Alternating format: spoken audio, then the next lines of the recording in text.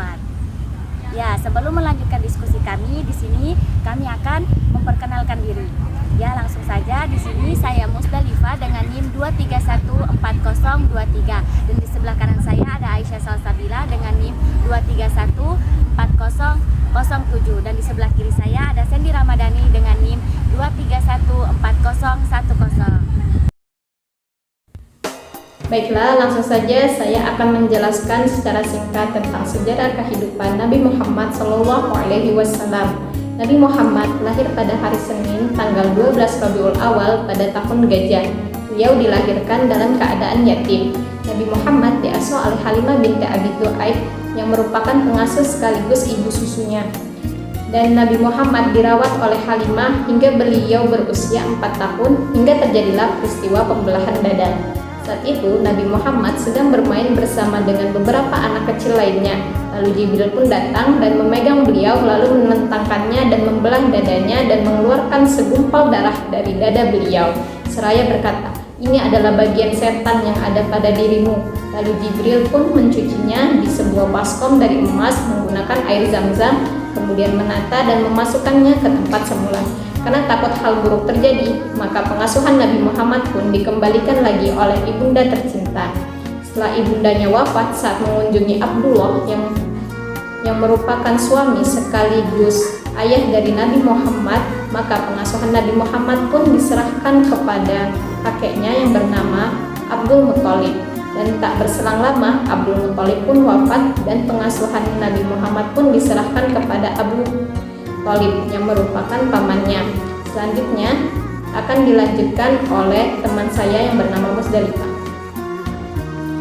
Ya, di sini saya akan melanjutkan penjelasan dari Aisyah tadi. Tanda-tanda kenabian diketahui oleh Buhairah sang pendeta saat beliau bersama pamannya ke Syam untuk berdagang.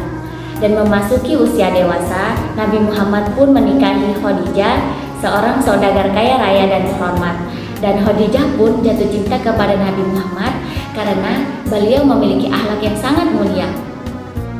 Saat Nabi Muhammad berusia 40 tahun, Allah mengutusnya menjadi Nabi dan Rasul. Lalu turunlah wahyu pertama berupa surat Al-Alaq ayat 1 hingga 5 yang berbunyi, A'udzu billahi minasyaitonir rajim. Bismillahirrahmanirrahim. Iqra' bismi rabbikal ladzi khalaq. Khalaqal insana min 'alaq. Iqra' wa rabbukal akram. Alladzi 'allama bil qalam. 'Allamal insana ma lam ya'lam. Ya, setelah Nabi Muhammad mendapatkan wahyu, Nabi Muhammad melakukan dakwah di Makkah selama 13 tahun. 3 tahun secara tersembunyi dan 10 tahun secara terang-terangan. Sementara itu, dakwah Nabi Muhammad di Madinah berjalan selama 10 tahun setelah diperintahkan untuk hijrah ke Madinah. Nabi Muhammad wafat pada hari Senin 12 Rabiul Awal pada tahun 11 Hijriah di usianya yang menginjak 63 tahun. Ya, mungkin hanya ini yang bisa kami sampaikan tentang kehidupan Nabi Muhammad secara singkat. Baiklah teman-teman, dari penjelasan kami, apakah di dalam pikiran kalian ada keganjalan atau ada unek-unek yang ingin kalian keluarkan? Oke, langsung saja. Saya di sini setelah mendengar penjelasan dari kalian, saya ingin bertanya. Berikan satu saja contoh cerita tentang kesabaran Rasulullah atau Nabi Muhammad SAW dalam berdakwah. Kesabaran dari Nabi Muhammad SAW adalah ketika beliau berdakwah di kota Thaif dan di mana beliau mendapatkan banyak lemparan batu dan duri sehingga kaki dan kepala beliau terluka. Jibril yang melihat itu pun langsung menawarkan kepada Nabi Muhammad apakah dia boleh untuk menimpakan gunung kepada para penduduk Thaif apabila Nabi Muhammad mengizinkan. Namun Nabi Muhammad menolak dan justru mendoakan penduduk Thaif dengan berkata, "Ya Allah, ampunilah kaumku, sesungguhnya mereka tidak tahu."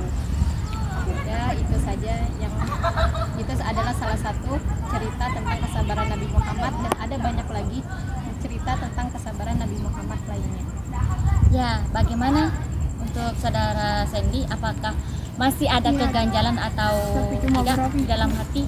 Lah, saudara Sandy, bagaimana? Kan tadi udah dijelaskan salah satu kesabaran Nabi Muhammad ketika dakwah. Apakah masih ada keganjalan? Oke, dari cerita yang diceritakan Aisyah cukup menarik dan sedikit menginspirasi. Mungkin cukuplah untuk hari ini.